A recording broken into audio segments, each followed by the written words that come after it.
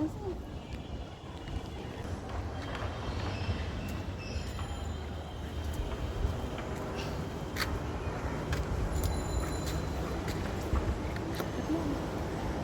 আজকে কাটছি,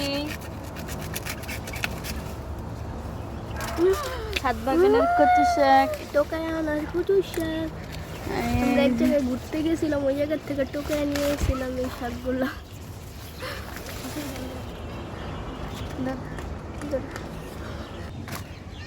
হ্যাঁ,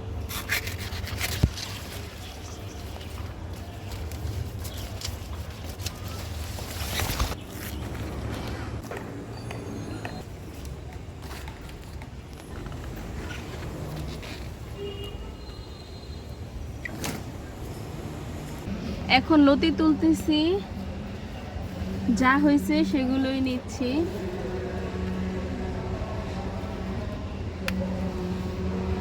মাশাআল্লাহ,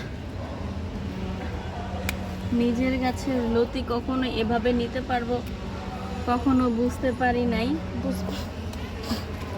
সব কিছুর জন্য শুকরিয়া আল্লাহ তাআলার দরবারে। বাড়ি শার্ট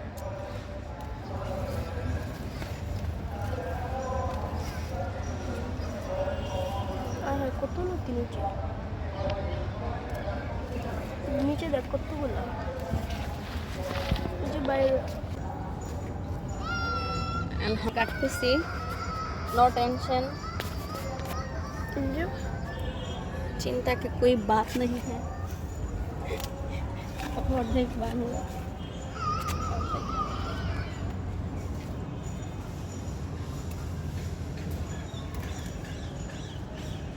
ओरे बाबा,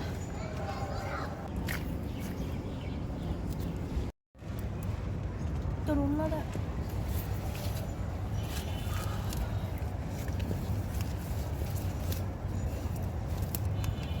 মাশাআল্লাহ ভালোই লতি হয়েছে,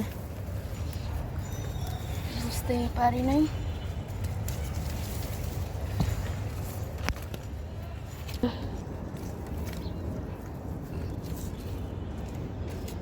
শাকগুলো একেবারে ইয়ে হয়ে গেছে লতি তুলতে যায়। আসসালামু আলাইকুম সবাইকে, কেমন আছেন সবাই? আশা করি সবাই অনেক ভালো আছেন। আজকে চলে এসেছি ছাদে, ছাদ থেকে কচু শাক আর কচু লতি নেব আর সেগুলো আজকে রান্না করব। সেই ভিডিওটি আজকে আপনাদের সাথে শেয়ার করছি।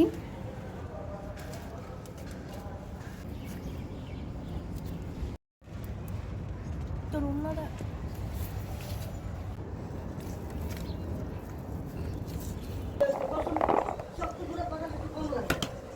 এখন আমি লতিগুলোকে কেটে নিচ্ছি।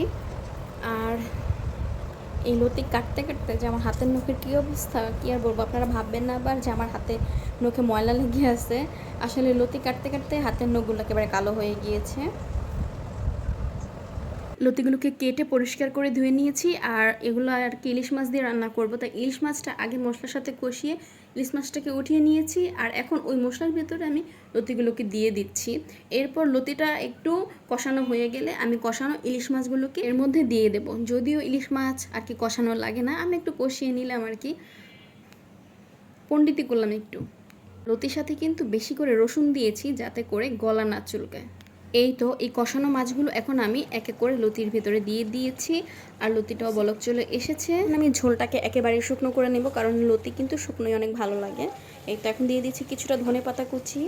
আর আরেকদিকে আমি কি করতেছি, ইলিশ মাছের মাথাগুলোকে ভেজে নিচ্ছি। এগুলো হচ্ছে কচু শাক দিয়ে রান্না করব, সেই জন্য এটা ভেজে নিচ্ছি। আর এখানে সেম কাজ করেছি আমি, মশলার ভিতরে আগে ইলিশ মাছের মাথাগুলোকে কষিয়ে নিয়েছি। এরপরে ওই কষানো মশলার ভিতরে কিন্তু এখন কচু শাকটা দিয়ে দেবো। মাছের মাথাগুলোকে কিন্তু এখন উঠিয়ে নিয়েছি, তার কারণ হচ্ছে যদি মাথাগুলো একেবারে ভেঙে যায় কাটার জন্য কিন্তু আর খেতে পারবো না। কচু শাকটা নামানোর কিছুক্ষণ আগে আমি মাছের মাথাগুলো আবার দিয়ে দেবো। তো এই তো এখন আমি কি করেছি, মাছের মাথাগুলোকে দিয়ে নিয়েছি। আর কচুর শাকটা একেবারে শুকনো শুকনো হয়ে এসেছে। এখন একটু নাড়াচাড়া করে তারপরে নামিয়ে ফেলবো। এতে করে হয় কি, মানে কচু শাকের ভিতরে আর বেশি কাটা থাকে না, কারণ ইলিশ মাছের যে ছোটো ছোটো কাটা, এগুলো বাছতে গেলে দফা রফা একেবারে টাইট হয়ে যাবে। তো রান্নাগুলো কেমন হয়েছে সবাই কিন্তু অবশ্যই অবশ্যই কমেন্ট করে জানাবেন। আল্লাহ হাফেজ।